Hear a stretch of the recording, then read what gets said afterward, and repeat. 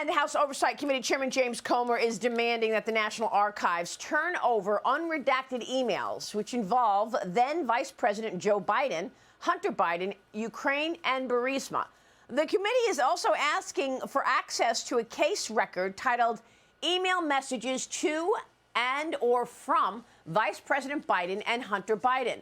They're targeting specific emails in which President Biden used a pseudonym, Robert Peters or Robin Ware or J.R.B. Ware, all different names that he was using on these emails. Comer also sent a letter to the National Archives writing, quote, Joe Biden has stated there was an absolute wall between his family's foreign business schemes and his duties as vice president. But evidence reveals that access was wide open for his family's influence peddling. Joining me right now is Pennsylvania Congressman Dan Muser. He's a member of the House Financial Services and Small Business Committees. Congressman, it's good to see you this morning. Welcome. Thank you, Maria. Great to be with you. Well, interesting development here with Joe Biden's aliases, all these names that we're learning from James Comer that was used on emails.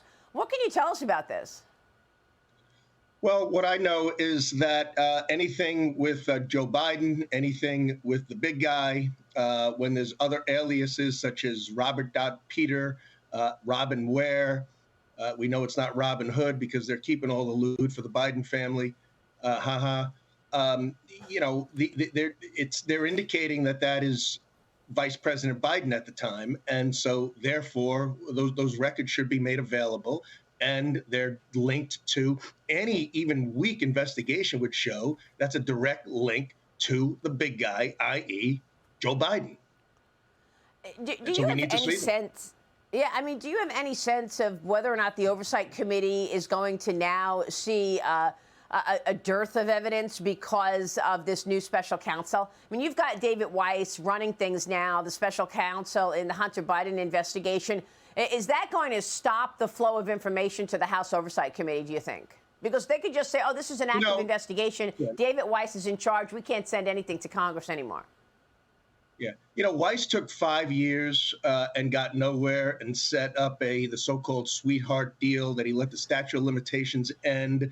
And he set something up that was virtually unlawful based upon the activities and crimes that were committed. So we're largely planning for the Republican majority to be handling that, to be handling anything related to this investigation. But sure, we're going to press him. We're going to press him. I mean, it's a special prosecutor. He should be delivering investigatory evidence, real truth and evidence as to the situation at hand. And now we understand, Congressman, that top White House lawyer Stuart Dellery is leaving the Biden administration next month. He's been there 3 years serving the president. Biden released a statement calling Dellery a trusted advisor. No replacement has been named. Meanwhile, a new report claims that President Biden is, quote, very obsessed with the negative coverage of Hunter, so much so that advisors and aides don't even mention the topic in front of the president or during campaign meetings. Congressman, this as the media focuses almost entirely on Donald Trump. 4 indictments, and now we understand that there's more coming from Arizona, a 5th investigation. What are your thoughts here? Yeah.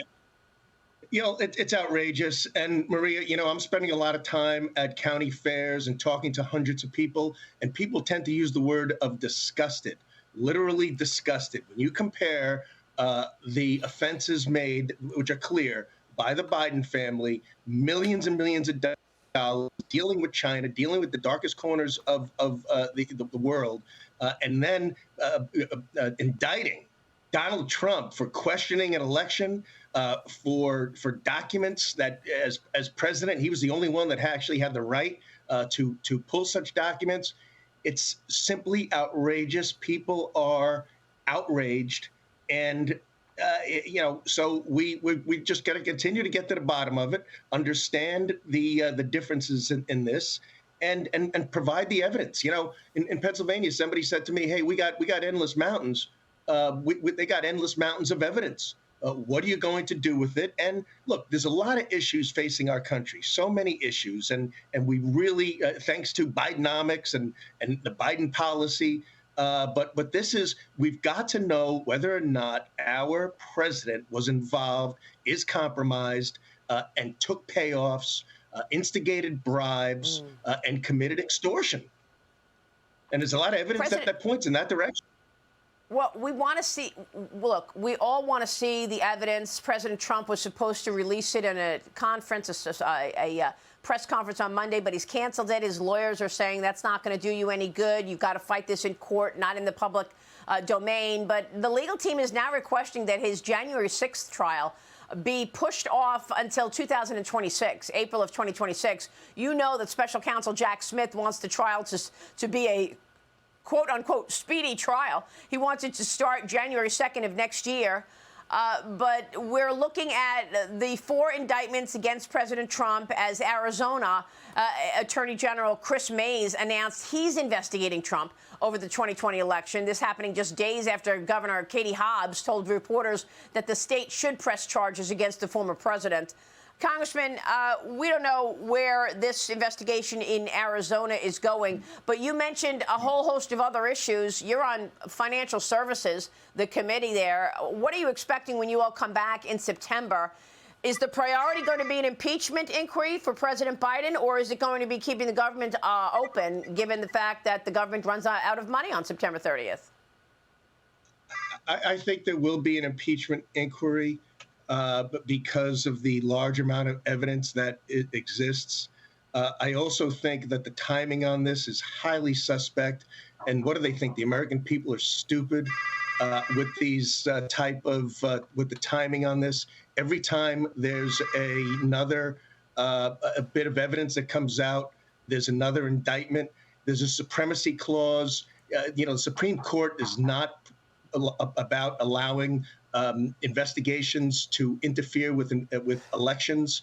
So that's a very valid reason to watch the timing on this. And so it's not weaponized against President Biden's opponent.